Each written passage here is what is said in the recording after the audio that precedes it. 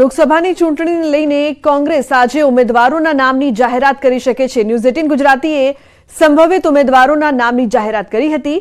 લગભગ મોટાભાગના ઉમેદવાર નક્કી મનાઈ રહ્યા છે। ફરી એકવાર ન્યૂઝ 18 ગુજરાતીએ સચોટ સમાચાર પ્રસારિત કર્યા છે। કોંગ્રેસના સંભવિત ઉમેદવારોના નામ પર નજર કરીએ તો ન્યૂઝ 18 ગુજરાતીએ પ્રસારિત કરેલા નામોના સમાચાર પર લાગી છે મહોર। કોંગ્રેસ ઉમેદવારને લઈ ન્યૂઝ 18એ સૌથી પહેલા આપ્યા હતા સમાચાર। કોંગ્રેસ સીઈસી બેઠકમાં નામ પર લાગી છે મહોર। સાંજ સુધીમાં કોંગ્રેસ જાહેર કરશે સત્તાવાર નામ। ન્યૂઝ 18 ગુજરાતી પર કોંગ્રેસ ઉમેદવારોના નામ પર નજર કરીએ તો પાટણથી ચંદનજી ઠાકોર, સાબરકાંઠા તુષાર ચૌધરી, જામનગરથી જીપી મારવિયા, અમરેલીથી જે ઠુમ્મર, આણંદથી અમિત ચાવડા, ખેડાથી કાળુસિંહ ડાભી, પંચમહાલથી ગુલાબસિંહ, દાહોદથી ડોક્ટર પ્રભાબહેન તાવિયાડ, છોટાઉદેપુરથી સુખરામ રાઠવાનું નામ તો સુરતથી નિલેશ કુંભાણીનું નામ નક્કી છે।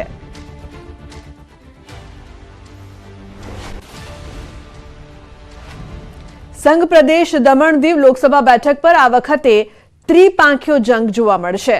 આ વખતે પણ 2019 જેવું ચિત્ર સામે આવી રહ્યું છે। ભાજપે ઉમેદવાર તરીકે સતત ચોથી વાર વર્તમાન સાંસદ લાલુભાઈ પટેલને ચૂંટણી મેદાનમાં ઉતાર્યા છે, જ્યારે કોંગ્રેસે સતત ત્રીજી વખત સંઘ પ્રદેશના પ્રમુખ કેતન પટેલને ઉમેદવાર તરીકે ચૂંટણી જંગમાં ઉતાર્યા છે। જ્યારે 2019માં પણ અપક્ષ ઉમેદવારી કરી ભાજપ અને કોંગ્રેસ બંને પક્ષો માટે પડકારરૂપ બનેલા અપક્ષ ઉમેદવાર ઉમેશ પટેલ પણ આ વખતે ચૂંટણી લડવા જઈ રહ્યા છે। ત્રણેય ઉમેદવારો પ્રજાના પ્રશ્નોને લઈને જનસંપર્કમાં લાગ્યા છે અને પોતાની જીતનો દાવો કરી રહ્યા છે। हमारा दमदमनी सीटी थशे અને અંદર મેં ખોડા મૂકી દઈશું। અમારે इस बार 400 पार। દીવની વાતો કરે તો દીવમાં તો ફિશિંગ સિવાય બીજો કોઈ વ્યવસાય નથી। તો દીવથી 80% લોકો સરકારી નોકરી લાગતા હતા અને હવે એમને પોર્ચુગલ જઈ રહ્યા છે। તો શું આ ભારતીય જનતા પાર્ટી આપ્યો? તો આ બધા મુદ્દાઓ છે। બેરોજગારી છે, ડેવલપમેન્ટના નામ પર સુરસુર્યું છે, એ જ રીતે આ લોકોના ઘર તોડી રહ્યા છે। ઘણા બધા મુદ્દાઓ છે, એ મુદ્દાને લઈને અમે જશું। 2019માં પણ હું ચૂંટણી લડ્યો હતો લોકોની સમસ્યા અને લોકોની વેદના અને લોકોને ન્યાય અપાવવા માટે। ત્યારે પણ લોકોનો પ્રતિસાદ સખત મને પ્રેમથી મળ્યો હતો અને નેશનલાઇઝ પાર્ટી કોંગ્રેસ અને ભાજપની વચમાં પણ મને ખૂબ જ પ્રતિસાદ સારો મળ્યો હતો। ઘણી જગ્યાઓ પર તો ભાજપ અને કોંગ્રેસને પણ મેં બંને પાર્ટીઓને હરાવી દીધી હતી અને કમ્પેર ટુ કોંગ્રેસ તમે જોજો તો દમણમાં તો મેં કોંગ્રેસના સમકક્ષ અને કોંગ્રેસ કરતાં વધારે વોટ મને મેળવેલા હતા। તો ગુજરાતમાં આગામી 7 મેના રોજ લોકસભા અને પેટા ચૂંટણી યોજાવાની છે, જેને લઈને મહેસાણા જિલ્લા પોલીસ એક્શનમાં આવી ગઈ છે। ચૂંટણીનો ફાયદો લઈ કોઈ ગુનેગાર જિલ્લામાં ન પ્રવેશી શકે, દારૂ તેમજ નાર્કોટિક્સની હેરાફેરી રોકવા પોલીસે સઘન ચેકિંગ હાથ ધર્યું છે। આ માટે મહેસાણા જિલ્લામાં કુલ 9 ચેકપોસ્ટ બનાવાઈ છે। શાંતિપૂર્ણ ચૂંટણી પૂર્ણ થાય તેવો પ્રયાસ જિલ્લા પોલીસ દ્વારા હાથ ધરવામાં આવ્યો છે। મહેસાણા જિલ્લામાં કુલ 9 ચેકપોસ્ટો ઊભી કરવામાં આવેલી છે અને એ 9 ચેકપોસ્ટ ઉપર 9 ટીમો બનાવી અસરકારક વાહન ચેકિંગ કરી અને શાંતિપૂર્ણ રીતે આ ચૂંટણી પૂર્ણ થાય એની અમે યોગ્ય તકેદારી રાખેલી છે। રાજકોટમાં ઇલા સોલંકીની હત્યાનો મામલો યુનિવર્સિટી પોલીસ દ્વારા આરોપીની ધરપકડ કરવામાં આવી છે। આરોપી સંજય ભારતી ગોસાઈની ધરપકડ કરવામાં આવી। આજરોજ ગુનાના કામે કોર્ટમાં રજૂ કરવામાં આવશે। લિવિનમાં રહેતી ઇલા સોલંકીની હત્યા કર્યા બાદ તેના પુત્રને ટ્યુશન ખાતે લેવા ગયો હતો। ટ્યુશનથી લઈ તેના નાનાના ઘરે મૂકવા ગયો હતો। સંજય ભારતી પોલીસ પૂછપરછમાં સમગ્ર કહાની જણાવી। આરોપી સંજય ભારતી પોલીસ પુત્ર હોવાનું પણ સામે આવ્યું છે। તો આજે આરોપીને કોર્ટમાં રજૂ કરવામાં આવશે। ઇલાની હત્યા બાદ તેના પુત્રને તે ટ્યુશનથી લેવા ગયો હતો અને નાનાના ઘરે મૂકી ગયો હતો। પોલીસ સમક્ષ તેણે આ સમગ્ર મામલા અંગે કબૂલાત કરી છે। તો ઇલા સોલંકીની હત્યા કરવામાં આવી હતી અને હવે આ હત્યા અંગે ખુલાસા થઈ રહ્યા છે। આરોપી સંજય ભારતીની ધરપકડ કરવામાં આવી છે। આજે તેને કોર્ટમાં રજૂ કરવામાં આવશે।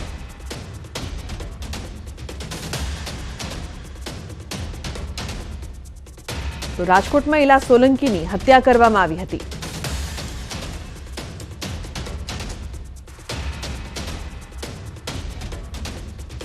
વધુ માહિતી માટે અંકિત જોડાયા છે ફોન લાઈન પર। અંકિત, શું છે સમગ્ર મામલો? જે પ્રકારના ખુલાસા સામે આવી રહ્યા છે, હત્યા પાછળનું કારણ શું?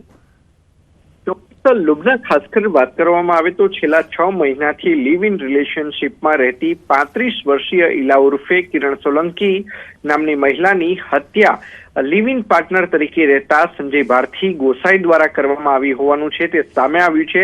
સમગ્ર મામલે મૃતકની નાની બહેન પૂનમ મકવાણા દ્વારા યુનિવર્સિટી પોલીસ સ્ટેશન ખાતે આઈપીસી 302 અને એટ્રોસિટી એક્ટ અંતર્ગત ગુનો નોંધાવવામાં આવતા એસીપી પશ્ચિમ રાધિકા ભારાઈ અને તેમની ટીમ દ્વારા આરોપીને ઝડપી પાડવામાં આવ્યો છે અને હવે ગણતરીની જ કલાકોમાં આરોપીને ગુનાના કામે કોર્ટમાં રજૂ કરવામાં આવશે. આરોપીની પ્રાથમિક પૂછપરછમાં તેણે ઘર કંકાસથી કંટાળી જઈ મૃતક ઇલા સોલંકીની હત્યા કરી હોવાનું જણાવ્યું છે. તો સાથોસાથ પોલીસની પ્રાથમિક તપાસમાં આરોપી સંજય ભારથી પોલીસ પુત્ર હોવાનું પણ સામે આવ્યું છે. સંજય ભારથીના પિતા છે તે એએસઆઈ તરીકે પોલીસ વિભાગમાં અગાઉ ફરજ બજાવતા હોવાનું પણ છે તે સામે આવ્યું છે. તો સાથોસાથ હત્યા કર્યા બાદ જે આરોપી સંજય ભારથી છે જે ઇલા સોલંકીનો પુત્ર કે જે ટ્યુશનમાં ગયો હતો ત્યાંથી તેને લેવા ગયો હતો ને ત્યારબાદ તેને પોતાના નાના નાનીના ઘરે પણ મૂકવા ગયો હોવાનું પોલીસને જણાવ્યું છે. જી લુબના. બિલકુલ અંકિત, આભાર સમગ્ર માહિતી બદલ. તો પોલીસ સમક્ષ સમગ્ર કબૂલાત કરવામાં આવી છે. નવસારી શહેરમાં રખડતા ઢોરનો ત્રાસ સતત વધી રહ્યો છે. શહેરના વોર્ડ નંબર 13માં શાંતિવન સોસાયટી નજીક મુખ્ય માર્ગ પર આંખલા યુદ્ધથી દોડધામ મચી હતી. આંખલા લડાઈના કારણે સ્થાનિકોના જીવ તાળવે ચોંટ્યા હતા. સતત વધી રહેલા રખડતા ઢોરના ત્રાસથી વાહન ચાલકોને હાલાકી પડી રહી છે. રખડતા ઢોરના ત્રાસ સામે પાલિકાની નબળી કામગીરી સામે આવી સ્થાનિકોમાં રોષ જોવા મળી રહ્યો છે.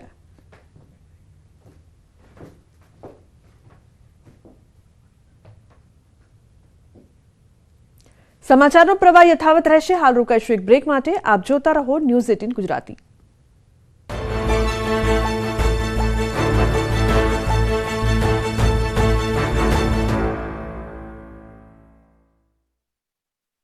लूबी पंप्स, फ्लो नहीं फोर्स.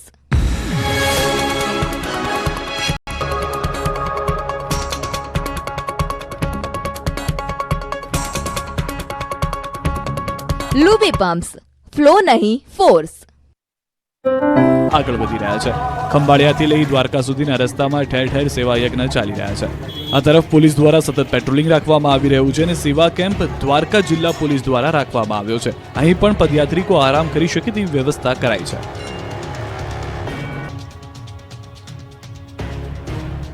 યાત્રાધામ ડાકોર ખાતે ફાગણી પૂનમની ઉજવણી માટેની તડામાર તૈયારીઓ થઈ રહી છે. રાજાધિરાજના દરબારમાં લાખો ભાવિક ભક્તોનું ઘોડાપૂર ઉમટશે. ફાગણી પૂનમને લઈને લોકમેળામાં આવનાર શ્રદ્ધાળુઓ માટે મંદિર કમિટી દ્વારા વિશેષ વ્યવસ્થા કરવામાં આવી છે. ફાગણી પૂનમના લોકમેળામાં લાખો શ્રદ્ધાળુઓ ગુજરાતભરમાં ડાકોર ખાતે ઉમટશે.